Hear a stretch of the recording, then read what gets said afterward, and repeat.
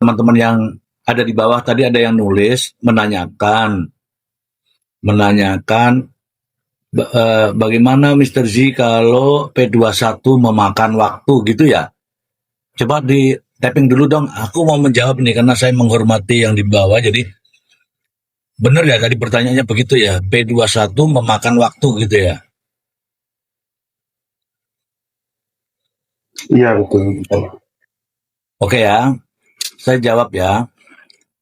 P21 memakan waktu itu kalau menangani perkara, ya ini pengalaman saya ya teman-teman ya.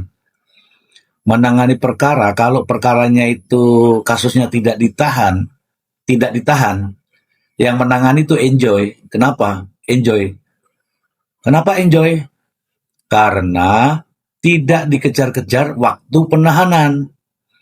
Jadi teman-teman, ketika ada tersangka kita nih, tersangka terus ditahan, penyidik itu dikejar-kejar waktu karena waktunya juga ada masa habisnya gitu. Nah, memakan waktu sepanjang tadi kan dikatakan P21 memakan waktu. Sepanjang penahanannya belum habis, boleh boleh labnya 24 jam, nggak ada masalah mau 24 jam, mau 28 jam, mau 30 jam, nggak ada masalah, nggak ada yang larang. Repot amat sih kamu, ya. Jadi P21 itu batasnya sampai masa penahanan habis, ya. Sampai masa penahanan habis. Ya nggak ada kerjaan, nggak ada karena memang malam minggu nggak bekerja, gimana sih, ya. Terus kalau yang tidak ditahan, nah itu kalau yang tidak ditahan, itu tidak dikejar-kejar waktu sampai sebulan, 2 bulan, 3 bulan, 4 bulan, ya nggak masalah. Karena apa? Tidak ada beban waktu. Nah itu teman-teman. Jadi saya ketika ada tahanan yang kita proses berkasnya, kita harus banyak lembur. Kenapa? Karena kita dikejar-kejar waktu. Begitu Mbak yang nanya tadi ya. Tidak ada masalah, nah, kecuali kalau ada tahanannya. Kalau tahanan berarti disesuaikan dengan waktu penahanan. Kayak ya, kenapa Mr. Z bisa ngomong begitu? Ya, 32 tahun. 32 tahun. Gitu. Oke. Begitu ya teman-teman yang ada di bawah. Terima kasih. Nah, kembali lagi ke ya Der, silakan Der. Mau ngomong apa Der? Ingat nggak waktu saya ngomong sama Mr. G bahwa yang suratnya itu bukan dari KPK tapi dari LPK. Ya itu kalau disebut LPK kayaknya juga nggak enak kan? Kan LPK banyak, bukan hanya Om Rian aja.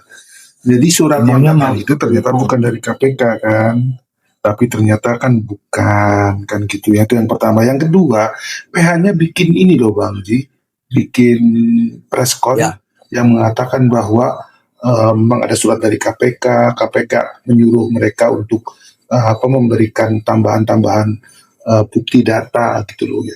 Jadi ternyata ini antara terdakwa dan PH sepertinya sudah ada kerjasama untuk membuat framing. Untungnya saja KPK sigap, makanya memberikan tanggapan bahwa KPK tidak pernah memberikan surat kepada terdakwa. Horas bah, habis beras makan gabah. Ya ini saya tunjukkan ini KPK bantah panggil Nikita Mirzani. Oke, itu saja supaya teman-teman pada nonton lihat itu, jangan mau tergiring ya. Mau dipenjara mau tidak dipenjara, yang penting jangan mau berita-berita yang bohong ya, jangan mau berita-berita bohong. Oke, sekarang waktu saya berikan kepada Orintur. Ya, Mr. J, tadi malam kan udah saya bilang masalah surat pemanggilan dari KPK itu, saya begitu dia ngomong kemarin diwawancara di media itu, saya langsung jawabnya pret. Karena memang nggak akan ada itu. KPK itu urusannya bukan urusan receh begini loh. Dalam kasus Nikita Mirzani ini nggak ada urgensinya KPK turun tangan. Di sini nggak ada uang negara yang dirugikan, nggak ada pejabat yang Nick Mir itu bukan pejabat, bukan apa tidak punya pengaruh apa-apa di negeri ini. Jadi nggak akan mungkin hal-hal receh gini, masih banyak kasus-kasus besar yang harus ditangani KPK. Itu kasus-kasus banyak loh, sedangkan kasus-kasus besar kayak Bang BJB yang melibatkan RK itu sampai sekarang belum bisa dituntas di penyidikan. Terus Nick Mir yang baru mengajukan berapa minggu terus ditangani, siapa dia? Makanya saya bilang itu cuman framing, penggiringan opini, seolah-olah dia berpengaruh, seolah dia itu diperhatikan sama RI1. Itu framing aja.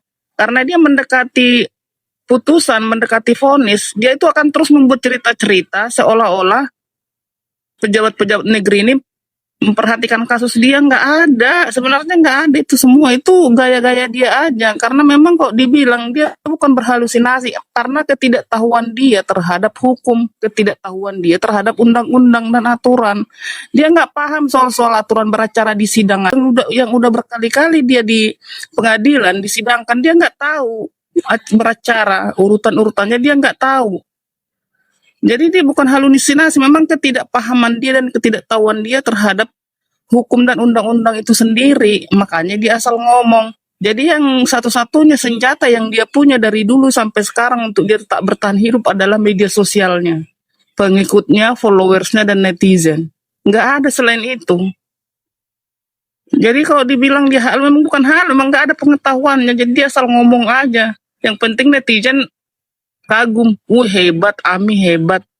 Kalau saya bilang bukan hebat, memang dia nggak ada pengetahuan, jadi dia selalu diomongin, dia pikir itu nggak pengaruh buat orang lain.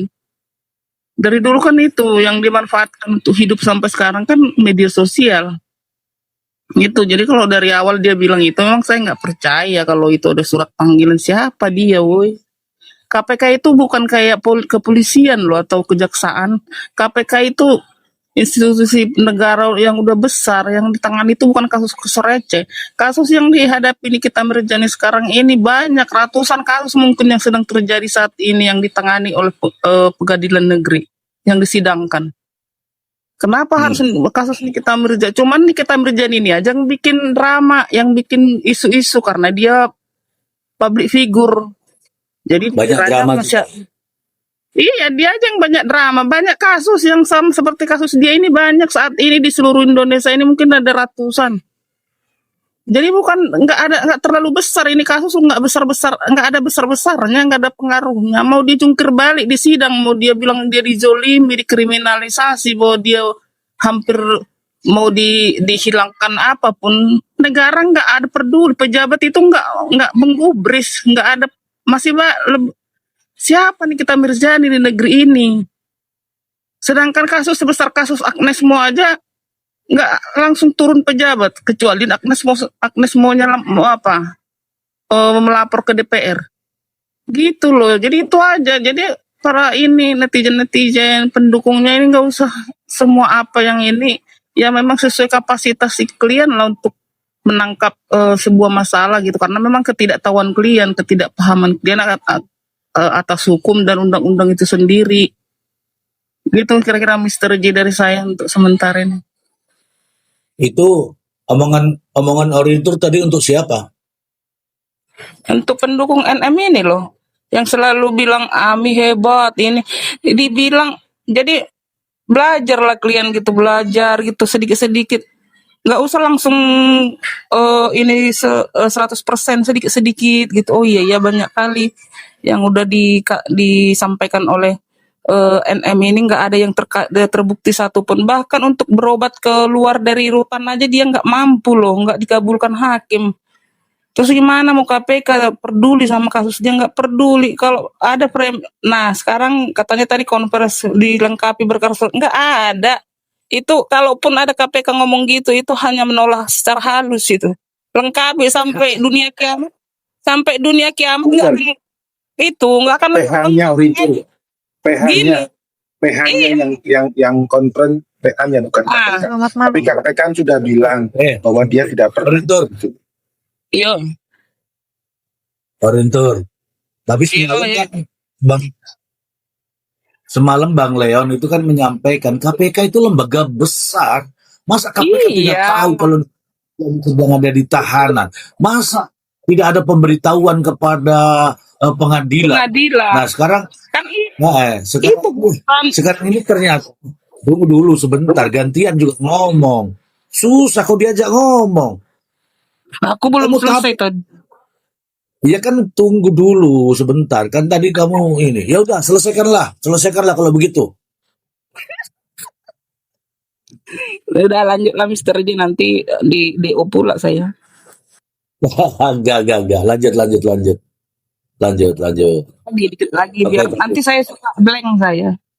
Nah, Ya. kan kemarin kan Bang Leon sesuai loh. Bang Leon juga kemarin, KPK itu lembaga besar, dia tahu aturan, dia tahu administrasi. Di mana di kita Mirjani, KPK pun pasti tahu. Terus ngapain pula ngirim ke rumah katanya kan? Tentunya dia harus izin dulu ke pengadilan, ya nggak betul. Makanya saya bilang itu semua hanya penggiringan opini, hanya framingnya si NM ini untuk membuat publik kagum. Oh ini presiden, kan dari kemarin kan itu aja yang mereka ini terus, yang mereka gonggongkan, Prabowo udah turun tangan.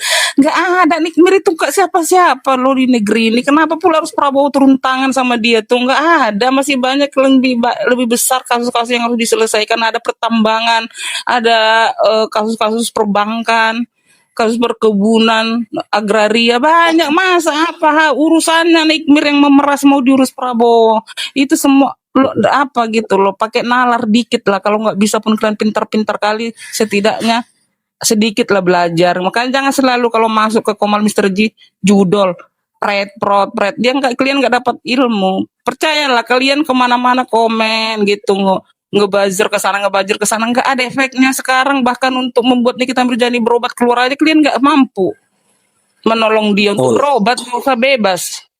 Itu aja yang mau saya bilang ke ini pendukungnya ini. Kalian ribut di sini, ketak-ketik sini, nggak ada pengaruhnya apa kalian. Penderitaan Nikita Mirzani nggak berkurang. Katanya ada yang mau gantikan Nikita Mirzani katanya di tahanan. Orang Ada tuh. ya Ada pula yang orang kurang waras satu tuh. Ada kurang waras satu yang laki-laki itu hari itu. Yang kurang waras tuh, yang kurang seon. Udah diam. Orintur, kamu nggak sapa, itu ada dosen datang loh, kamu nggak sapa-sapa. Datang Bang Leon, maaf Bang Leon, saya agak berapi-api, maaf Bang.